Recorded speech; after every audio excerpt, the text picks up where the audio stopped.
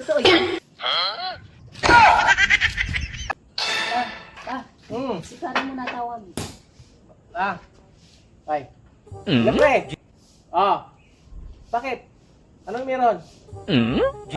Mukhang negative ako, pre. Hindi ako papayagan ng sexy kong misis. Ano pa? Siyempre, alam mo yung maganda yung asawa natin, hindi tayo pa papayagan pag ganun-ganun na ano. Sige pre. Sa sunod na lang, pre. Pasensya ka na, hindi talaga tayo papayagan eh. Sige. Totoo yun? Totoo yun na sexy ako? Totoo yun na sexy ako? Sexy ka. Oo nga. Sabihin ko ba yun kung hindi totoo? Sabi ba kung... Sino ba sabi sa'yo hindi kita papayagan? Sige Sige na, punta na doon. Talaga? Oo, dalhin. Nakapagsabi na kung hindi ako pupunta. Sabihin mo nagbago yung isip ni kumarin mo. Sige. Ayaw, di ma.